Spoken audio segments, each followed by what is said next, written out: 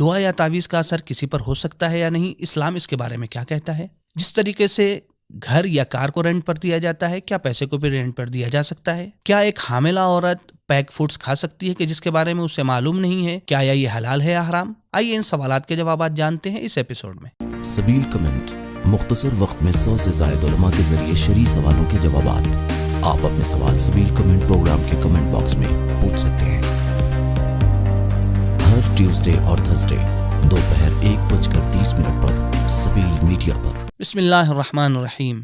دوستو السلام علیکم۔ سبیل کمنٹ کے اس نئے پروگرام میں آپ کا تہہ دل سے استقبال ہے۔ امید کرتے ہیں کہ آپ بخیر و عافیت ہوں گے۔ دوستو، جناب زہرا سلام اللہ علیہ کی شہادت کے ایام قریب ہیں۔ آپ کی خدمت میں اور اپنے زمانے کے امام کی خدمت میں بی بی کی شہادت کی تسلیت اور تعزیت پیش کرتے ہیں اور اپنے پروگرام کو شروع کرتے ہیں جناب زہرا سلام اللہ علیہ کی ایک حدیث کے ذریعے سے۔ جناب فاطمہ زہرا سلام اللہ علیہ ارشاد فرماتی ہیں، ان کنت تعمل بما امرناک وتنتهی عما زجرناک فانت من شیعتنا والا فلا۔ اگر تم ہمارے فرامین پر عمل کرتے ہو اور جس چیز سے ہم نے منع کیا ہے اسے انجام نہیں دیتے تو تم ہمارے شیعہ ہو، ورنہ نہیں۔ ناظرین کرام، اس حدیث سے جو ہمیں نتیجہ ملتا ہے وہ یہ کہ حقیقی شیعہ وہی ہے کہ جو زیادہ سے زیادہ ائمہ اطہار کے بتائے ہوئے فرامین پر عمل کرے اور جن چیزوں سے انہوں نے روکا ہے، منع کیا ہے، اس سے اپنے آپ کو دور رکھے۔ اس لیے کہ جب ہم امام کے چاہنے والے، ائمہ اطہار کے چاہنے والے ہیں تو یقیناً ان کے بتائے ہوئے فرمان پر عمل کرنے کی کوشش کریں گے۔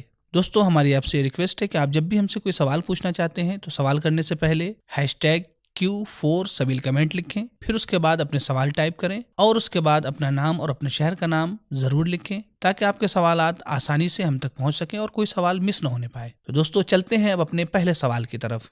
کیا دعا تعویذ سے کسی کے اوپر ایفیکٹ پڑ سکتا ہے؟ اسلام اس کے بارے میں کیا کہتا ہے؟ برادر نے دعا اور تعویذ کے ایفیکٹ اور اثر کے سلسلے میں سوال کیا ہے۔ معصومین علیہ السلام نے قرآن مجید نے مومنین کو دعا کرنے کی تاکید کی ہے۔ دعا صرف حاجت روائی کے لیے ہی نہیں ہے، بلکہ دعا خالق اور اپنے مالک کے ساتھ راز و نیاز اور مناجات کرنے کا نام اور خدا کی بارگاہ میں اپنی عز و انکساری اور خدا کی کبریائی اور بزرگی کا اظہار کرنے کا نام ہے۔ معصومین علیہ السلام سے مختلف قسم کی دعائیں وارد ہوئی ہے جو معتبر کتابوں میں درج ہے، اور مختلف موقعوں کے لیے، مختلف مسائل کے لیے بھی معصومین علیہ السلام کی دعائیں موجود ہیں۔ صحیفہ سجادیہ ہمارے دعاؤں کا ایک عظیم خزانہ ہے۔ دعا کرنے سے انسان کی زندگی پر بہت سارے اثرات پڑتے ہیں۔ سب سے پہلا اثر یہ ہے کہ انسان جب خالق کے ساتھ رابطہ کرتا ہے تو ایک خاص قسم کی روحانیت، خاص قسم کی معنویت انسان کے اندر پیدا ہو جاتی ہے۔ اطمینان قلب، سکون، حاجت روائی، پریشانی سے دوری،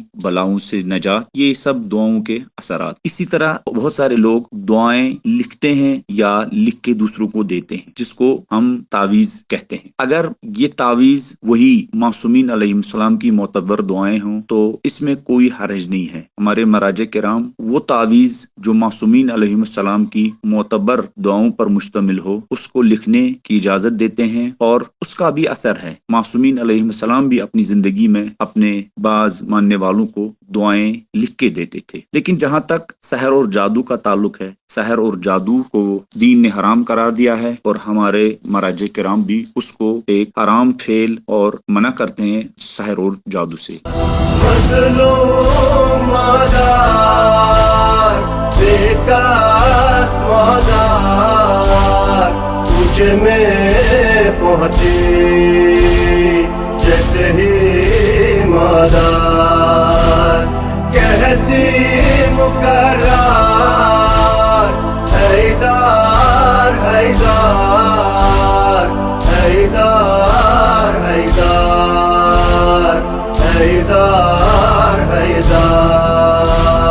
اگر بیوی اپنا مہر معاف کر دے تو کیا ہم مہر کے بدلے میں بیوی کو تحفہ دے سکتے ہیں؟ مہر کے سلسلے سے واضح سا دین کا پیغام ہے کہ شوہر کو اپنی زوجہ کی مہر ادا کرنا ہے۔ قرآن کریم میں سورہ نساء کی 4 آیت میں ارشاد ہوتا ہے، وَآتُوا النِّسَاءَ صَدُقَاتِهِنَّ نِحْلَةً وَإِن طِبْنَ لَكُمْ عَن شَيْءٍ مِّنْهُ نَفْسًا فَكُلُوهُ هَنِيًّا مَرِيًّا، کہ پہلی منزل میں عورتوں کی مہر کو ادائیگی کا حکم دیا گیا ہے کہ راضی ہو کر خوشی خوشی ان کی مہر کو ادا کرو، لیکن اگر وہ اپنی خوشی سے تمہارے لیے کچھ چھوڑ دیں تو قرآن نے ان الفاظ میں بیان کیا ہے کہ تم خوشی خوشی اسے استعمال کر سکتے ہو، خوشی خوشی کھا سکتے ہو۔ مہر کے سلسلے سے یہ قابل غور پوائنٹ ہے کہ اگر کسی خاتون کی مہر نہ دی گئی ہو تو روایت کے اندر ہے کہ اللہ اس شخص کو کبھی معاف نہیں کرے گا جس نے اپنی زوجہ کی مہر ادا نہیں کی ہے، اور ان گناہوں میں کہ جنہیں پروردگار جلدی نہیں بخشے گا اور جن کی تلافی نہیں ہو سکتی ہے، جن کی بھرپائی نہیں ہو سکتی ہے، مہر کو ان گناہوں میں ذکر کیا گیا ہے کہ ایک تو مزدور کی مزدوری اگر کسی نے نہیں دی ہے تو روایات میں ہے کہ یہ بخشا نہیں جائے گا یہ انسان۔ دوسرا، اگر کسی نے اپنی زوجہ کی مہر نہیں دی ہے، حتیٰ خدا نے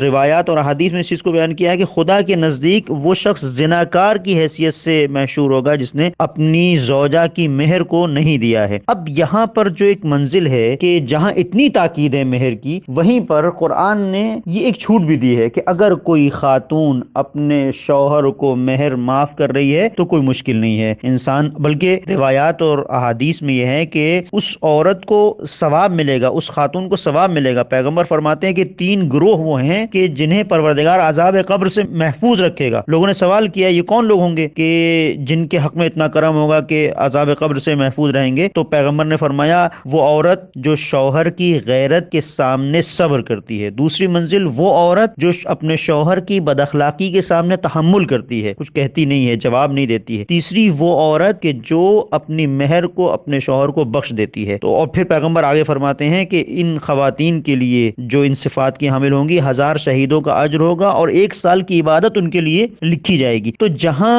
پروردگار کی جانب سے یہ اہتمام ہے کہ مہر یہ حق ہے اسے ادا کیا جائے، وہیں یہ بھی ہے اگر کوئی مہر بخش رہی ہے کوئی خاتون تو بہت اچھی چیز ہے۔ اب رہا سوال یہ کہ اگر اس نے مہر کو بخش دیا ہے تو ہم اسے گفٹ دیں۔ بہرحال آپ اگر گفٹ دینا چاہتے ہیں تو گفٹ دیجیے، یہ بہت اچھی چیز ہے، لیکن مہر کو اس نے جو بخش دیا ہے اس کے ذریعے سے جو اسے ثواب ملا ہے یہ پروردگار کی جانب سے بہترین گفٹ ہے جس کا کوئی بدل نہیں ہو سکتا ہے، جس کا کوئی بدلہ نہیں ہو سکتا ہے۔ آپ اگر چاہتے ہیں کہ آپ اس کام کے سلسلے سے شکریہ ادا کرتے ہوئے کوئی گفٹ دیں تو بالکل دیجیے، بہت اچھی چیز ہے، اس کا بھی بہت ثواب ہے۔ میرا سوال یہ ہے کہ کیا ایک حاملہ عورت پیک فوڈ کھا سکتی ہے جس کے بارے میں معلوم نہ ہو وہ حلال ہے یا حرام؟ آپ نے جو مسئلہ پوچھا ہے اس میں اس بات میں کوئی فرق نہیں ہے کہ حاملہ عورت اس چیز کو استعمال کرے یا غیر حاملہ عورت۔ اگر پیکڈ والی چیزیں ہیں جس کے بارے میں ہمیں پتہ نہیں ہے پاک ہے یا نجیس ہے تو ہم ان چیزوں کو کھا اور پی سکتے ہیں۔ صرف مسئلہ گوشت کا ہے کہ جس میں ذبیحے کی شرط ہے۔ گوشت والی چیزوں کو ہم کھا نہیں سکتے، اس میں پہلے سے یقین ہونا چاہیے کہ یہ شرعی طریقے سے ذبح کیا گیا ہے۔ باقی پیکڈ والی چیزیں اگر اس کی نجاست کا علم و یقین نہیں ہے تو ہم کھا اور پی سکتے ہیں، لیکن اگر آپ احتیاط کریں تو یہ بہت بہتر بات ہے۔ خاص طور سے ان چیزوں کے بارے میں جو مشکوک ہیں انہیں استعمال نہ کریں، لیکن بہرحال کھانا حرام نہیں ہے۔ لیکن ممکن ہے کہ ایک چیز کی نجاست کا آپ کو علم نہ ہو اور آپ کے لیے کھانا جائز بھی ہو اور آپ کھا لیں، بعد میں پتہ چلے کہ یہ چیز تو حقیقت میں نجس تھی، تو آپ نے حرام کام تو نہیں کیا ہے لیکن اس کا اثر وضعی ضرور ہوگا۔ جیسے بالفرض اگر شراب جائز ہو جائے اور آدمی پی لے تو کیا شراب پینے کی صورت میں بے ہوش نہیں ہوگا؟ یقیناً اس کا اثر انسان پر ہوگا اور وہ مدہوش ہو جائے گا۔ چونکہ بچے کی تربیت کا سلسلہ حاملہ ہونے بلکہ اس سے پہلے سے ہوتا ہے، لہذا مشکوک غذاؤں سے پرہیز کرنا بہتر ہے۔ البتہ یہ حرام غذا انسان کے جسم و روح پر اپنا وضعی و طبعی اثر ضرور ڈالیں گی اگر وہ چیز نجیس نکلی۔ اگر چیزوں کو رینٹ پر دینا جائز ہے تو کیوں پیسے کو بھی اسی طرح رینٹ پر دینا جائز نہیں ہے؟ آپ نے جو سوال کیا ہے انٹرسٹ کے حوالے سے، اس میں پہلی چیز تو یہ ذہن میں رکھیں کہ انٹرسٹ، سود یا بیاج یا ربا